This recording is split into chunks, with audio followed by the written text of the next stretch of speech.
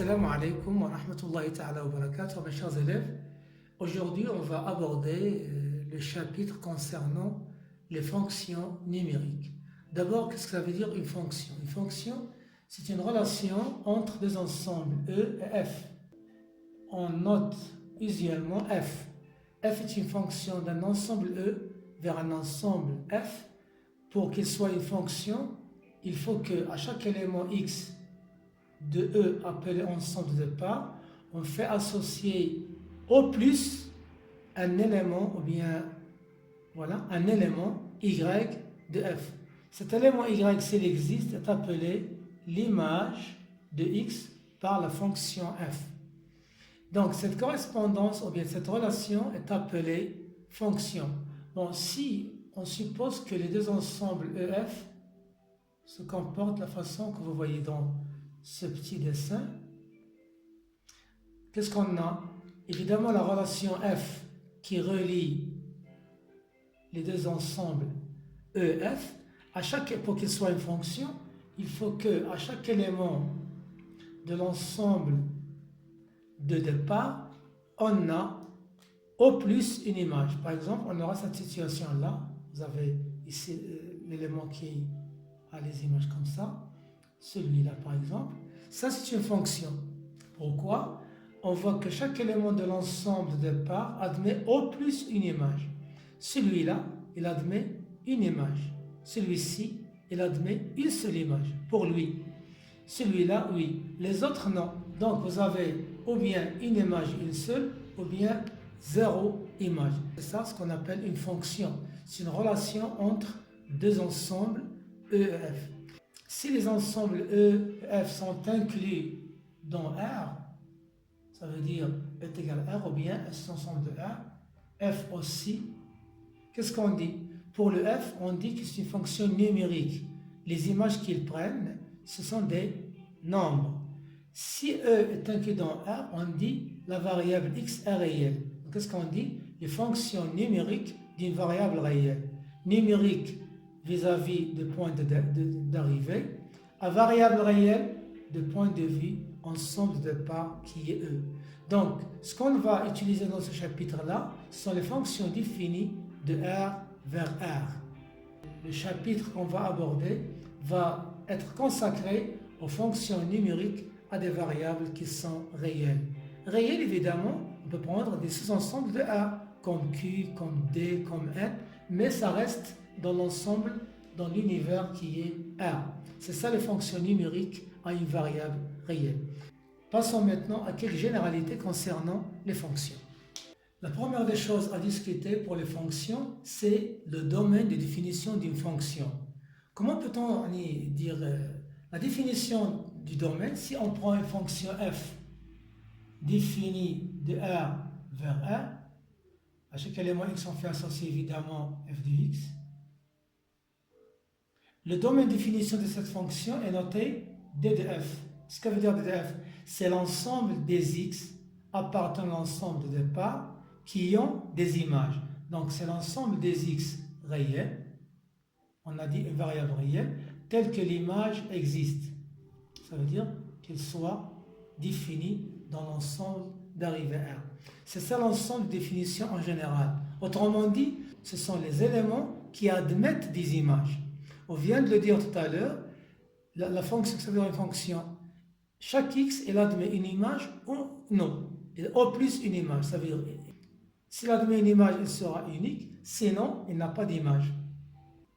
Bon, si vous voulez, par exemple, si on prend la fonction f de x est égal f de x est égal x au carré. Ça donne dans les définitions de f, c'est 1. Pourquoi? Parce que chaque fois on remplace x par un réel, on a l'image qui est son carré existe. Si on prend par exemple, un autre exemple, f de x est égal à 1 sur x. Évidemment, pour le 0, on n'a pas d'image. On ne peut pas calculer f de 0. Donc, dans mes définitions, c'est R étoile.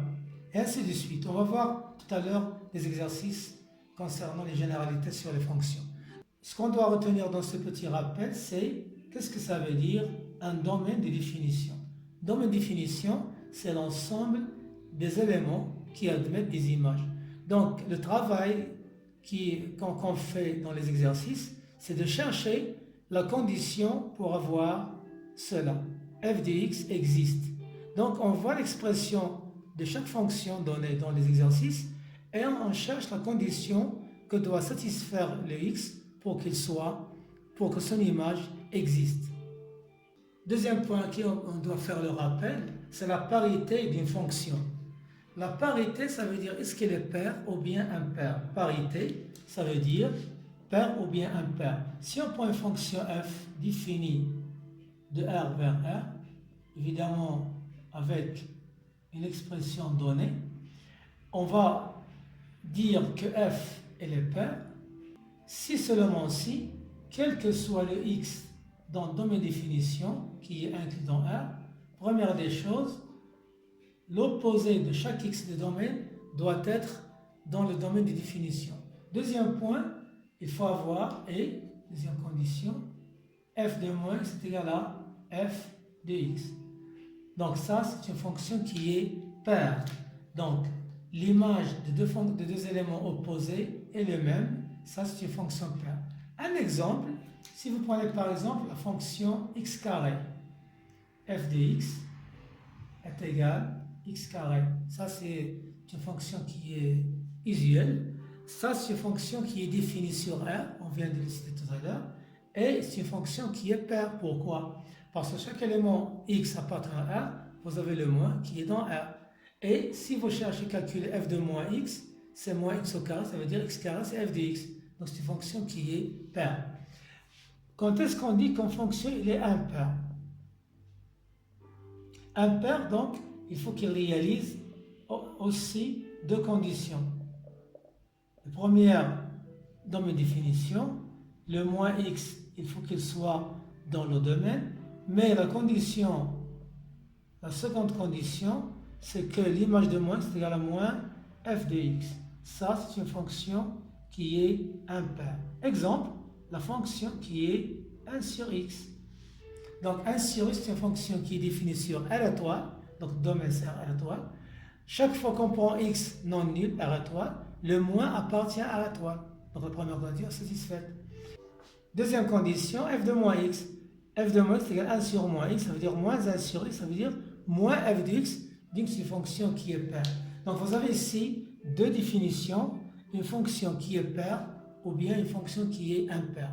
Je dois signaler ici qu'il y a des fonctions qui sont ni paires ni impaires. Ça reste une fonction numérique. Troisième point sur lequel on va faire un petit rappel, c'est le graphe d'une fonction.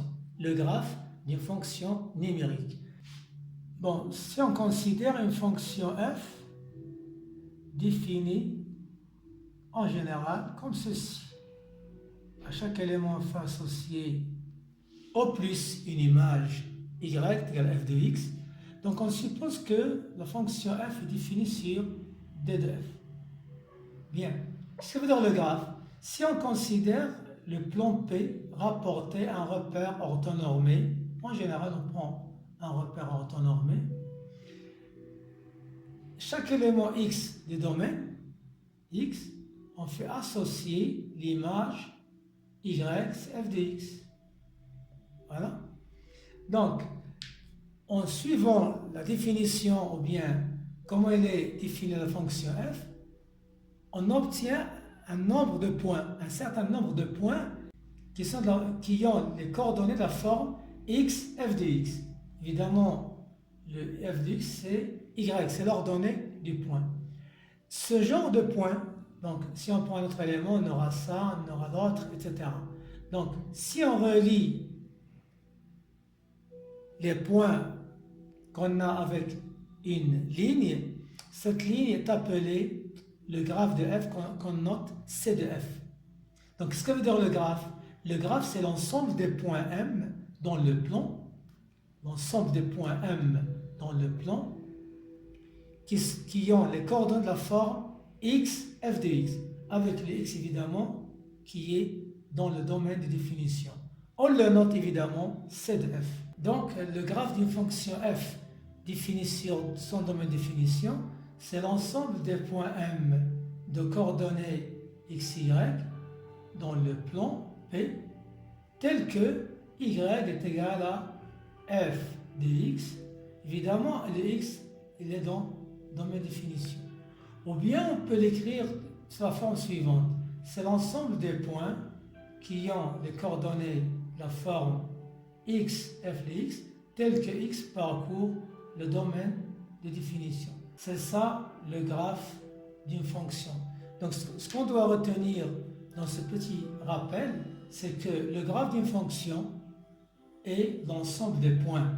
C'est une représentation qui est graphique. C'est une représentation qu'on représente géométriquement. Donc c'est l'ensemble des points.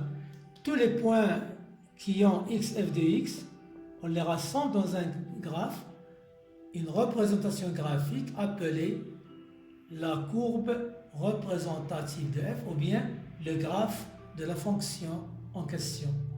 Donc ça, c'est la représentation graphique d'une fonction. Le quatrième point sur lequel on va faire un petit rappel, ce sont les variations d'une fonction.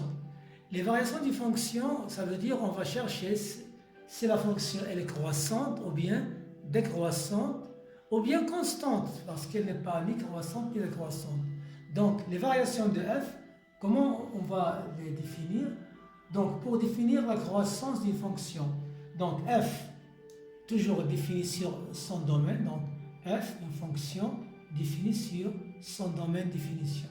Premier point, si vous avez donc on va prendre soit un intervalle, soit i, un intervalle de domaine de définition. Bon, si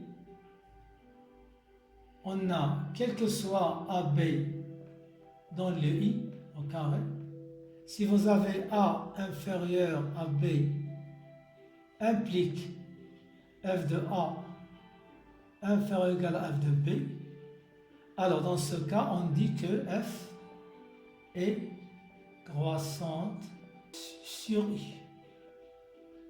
Une fonction qui est croissante. Donc ça, c'est la définition d'une fonction qui est croissante. Pour qu'elle soit croissante sur un intervalle i, il suffit de voir si vous avez A inférieur à B et vous comparez f de A, f de B. Si vous obtenez O égale, c'est ça le cas général, si vous obtenez O égale, c'est une fonction qui est croissante. Si on obtient, c'est ça ce qu'on trouve dans les exercices usuellement, on trouve f de A inférieur strictement f de B, on va dire f est strictement croissante sur i. Pour la décroissance, c'est la même chose. Si vous avez quel que soit A et B dans i, A inférieur à B, si vous trouvez que f de A est supérieur ou égal à f de B, regardez bien ici, vous avez le contraire de ce que vous avez fait au départ. Inférieur, ça devient supérieur ou égal. Donc f ici, f est décroissante sur i. Ça, c'est une fonction qui est décroissante sur un intervalle donné i. Ce que j'ai fait ici, j'ai donné la définition des deux choses. La définition de la croissance d'une fonction et la décroissance d'une fonction. Comment peut-on voir ça sur les graphes des deux fonctions? On peut le voir de la façon suivante. Regardez bien ici. Si la fonction f, elle est croissante, ce qu'on a, si vous avez A inférieur à B, l'ordre avec lequel elle est A et B, ça reste la même chose pour f de A, f de B. Donc f de A, f de B. Donc ici, vous voyez bien que la fonction croît. Si on a le contraire, A inférieur à B, mais pour les images, on a l'inverse. F de A devient supérieur. Donc ici, vous avez bien une fonction qui est décroissante. Et ça, c'est le F. Donc, du point de vue graphe, on voit bien que comment on peut traduire, comment se traduit la croissance ou bien la décroissance d'une fonction, c'est que vous avez une ligne qui est croissante chaque fois qu'on fait accroître les x. Et pour la fonction qui est décroissante, on a la ligne qui décroît, qui est d'une façon contraire de la première. Parce que chaque fois qu'on fait agrandir la valeur de x, on a la valeur qui devient de plus en plus petite. C'est ça comment on peut voir si la fonction est croissante ou bien décroissante. On peut aussi étudier les variations d'une fonction en utilisant ce qu'on appelle le taux de variation. Si vous avez une fonction f définie sur un domaine, définition de son domaine, et si je prends un intervalle i dans le domaine, alors, quel que soit a et b des éléments de i, tels que a différent de b, on pose t est égal f de a moins f de b sur a moins b. Ce réel-là, t qui est égal f de a moins f de b sur a moins b, est appelé taux de variation de la fonction f sur l'intervalle i. Le taux de variation, mes chers élèves, on se souvient bien de ce qu'on a fait dans les classes au collège. On a bien étudié ce rapport pour bien déterminer la pente d'une droite. Si vous vous rappelez bien, quand on a une fonction fine, ax plus b, on a fait cette méthode pour déterminer la pente de cette droite. Ou bien elle est comme ça croissante, évidemment, ou bien décroissante. Donc on a fait ça au collège, on a déterminé le m est égal y1 moins y2 sur x1 moins x2, c'est ça la méthode qu'on va faire maintenant pour toutes les fonctions. C'est la pente pour déterminer si la fonction f est croissante ou bien décroissante. Donc, on peut utiliser la définition comme je viens de le dire tout à l'heure, mais on peut utiliser le t. Si vous avez le t qui est positif, f est croissante. Si vous avez t négatif, f est décroissante. Si t est strictement positif, f est strictement croissante. Si t est inférieur strictement à 0, f est strictement décroissante. Si t est nul, alors f est une constante. Parce qu'on aura f de a égale f de b, quel que soit a. Donc, on a une fonction qui est constante, qui est égale à un nombre. Chaque élément, on lui fait associer une constante k. La dernière des choses à dire ici, c'est que vous remarquez bien que le taux d'accroissement, ou bien le taux de variation, on l'appelle aussi le taux d'accroissement, il utilise la définition d'une façon implicite. Vous remarquez ici que vous avez a et b, f de a, f de b. Dans la définition, qu'est-ce qu'on dit? Si a est inférieur à b, on trouve f de a inférieur à f de b, alors elle est croissante. Ici, vous avez, si a est inférieur à b, f de a inférieur à f de b, vous aurez le numérateur et le dénominateur négatif sur négatif, ça veut dire positif. C'est ça ce qu'on veut, donc positif. Si vous avez a inférieur à b, et vous trouvez f de a supérieur, par définition, alors vous aurez le numérateur et le dénominateur qui n'ont pas le même signe, donc t sera négatif, donc décroissante. Vous voyez bien qu'il y a une relation entre la définition des variations des fonctions et le théorème donnant la méthode qui utilise le taux de variation d'une fonction numérique. Il y a une chose qui est très importante que je vais signaler ici pour le rappel des variations des fonctions, c'est que si vous avez f est une fonction qui est paire ou bien impaire, cela veut dire qu'il suffit d'étudier les variations dans le domaine d'étude. Appelé domaine d'étude, c'est le domaine de définition inter R+. Si la fonction f elle est paire, supposons qu'elle est croissante dans la partie positive de son domaine de définition, comment sera-t-elle dans l'autre partie? Regardez bien. Si je prends un x ici, son image elle est là, f de x. Le moins x, c'est l'opposé. L'image de moins x, c'est le même que celui de x. Donc, si je fais la même chose ici, j'aurai notre qui est là. Donc, qu'est-ce qu'on aura? On aura que le graphe de f sera symétrique par rapport à l'axe des ordonnées. Donc, le CF, le graphe de f, pour une fonction qui est paire, est un graphe qui est symétrique par rapport à l'axe des ordonnées. Il suffit d'étudier les variations sur la partie positive, puis la représenter sur la partie positive et faire la symétrie. Pour les variations, on étudie les variations sur la partie positive. S'il est croissant sur la partie positive, il sera le contraire. S'il est décroissante, on va supposer ceci, il sera comme cela. Ça veut dire, cette croissante sera croissante. Donc, la fonction qui est paire, qu'est-ce qu'il fait? Il fait le contraire des variations en passant de la partie positive à la partie négative. Donc, vous voyez bien qu'une fonction qui est paire nous permet d'abord de restreindre l'étude sur la partie qui est positive, ça d'une part. D'autre part, du point de vue construction, on construit seulement sur la partie qui est positive, puis on fait la symétrie par rapport à l'axe des ordonnées. Qu'est-ce que se passe pour la fonction qui est impaire? Pour une fonction qui est impaire, si on représente la fonction sur la partie qui est positive. Donc évidemment, vous voyez bien, regardez bien avec moi ici, vous avez le x avec son image, le moins x, son image c'est moins f de x, ça sera ici. Donc moins f de x. Donc on aura la chose suivante. Donc vous voyez bien que vous avez ce point qui est là et ce point qui est là.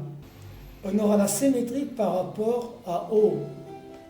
Donc ici vous voyez bien que vous avez chaque point du graphe, il est symétrique avec un autre point dans la partie qui est négative.